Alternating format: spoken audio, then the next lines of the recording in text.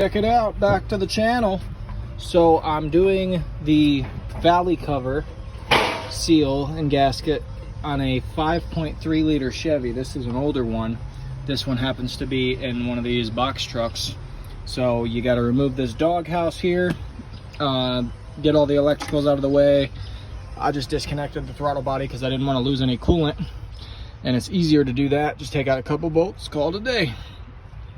Plus we're doing the intake gasket. So I got a rag in here. I cleaned up these intake ports really well. There was oil everywhere. All the back bolts were loose. That's pretty typical, and these gaskets go bad. So on the older models, what you're going to run into is the knock sensors are going to be dead center. On the newer model 5.3s, you've got AFM. So you've got the AFM lifter setup going on. So the knock sensors are actually going to be down on the side of the engine, bolted up kind of in that starter area, and then same on the other side, just below the manifolds there. But these knock sensors, which you can see there's oil all over them, but broke. They definitely broke, so I'm gonna have to replace those. Those knock sensors are screwed in to those little plugs right there. So we replaced these O-ring seals here, and what's cool about these gaskets is you can pop the bolts through, and it's like a self-retaining gasket. I just cleaned the gasket up real good, or the cover up real good. So something to keep in mind though, these are the rings when you pull the old cover off. So those rings get stuck down in there, so don't forget to pop them off, and I'll show you the finished product. That's it. Unfortunately, I didn't bring my phone holder with me, my little chest rig, or something to set this on, but all I did was put that in there. Like I said, don't forget to take the old piece of that gasket off of those little tubes that were down in there for the knock sensors, off of those, whatever the heck they're called, towers, I guess, if you will. That's part of the old gasket. So in some cases, you go to push something like this on, it either doesn't seal right, or you end up tearing the new gasket because there's not enough room for those to go down, really. So in this case, I just put it on, popped it down. I did get a little bit of oil and just kind of lube up the little O-rings down in there for the knock sensors.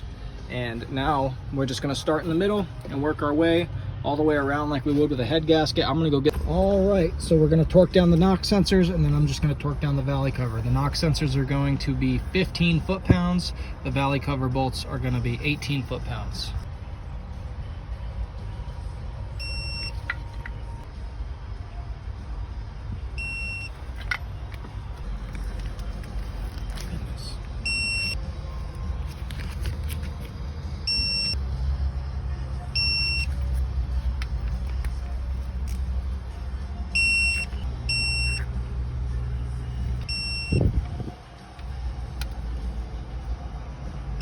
Okay.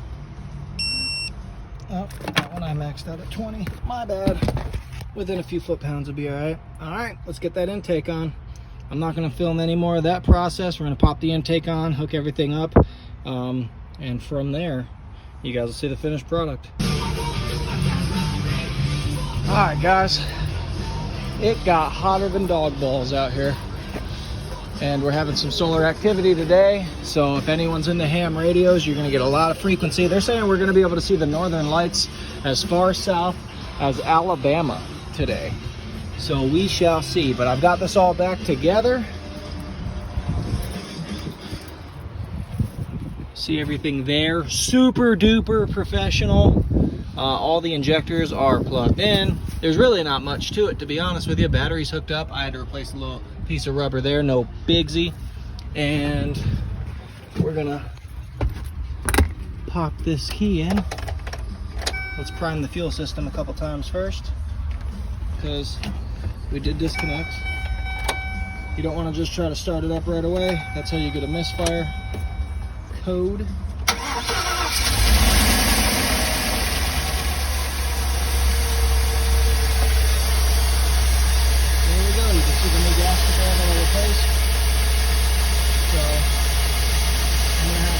Spray this engine out real good. This thing is pouring out oil, but it sounds good.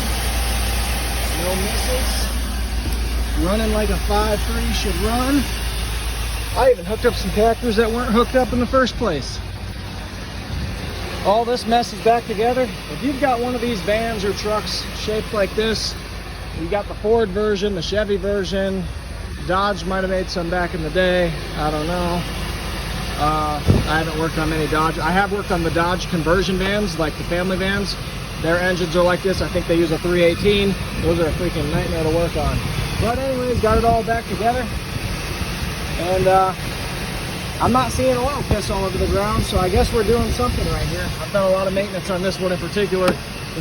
All right, we've already ran it through a drive cycle. I've got everything back together and bolted up. Make sure we've got no engine lights or anything. We have a maintenance light on, but our oil pressure is good, so looks like we're just in need of an oil change. No engine lights. Everything's working. That's good. All right, and that's how it's done. Stay tuned for the next job.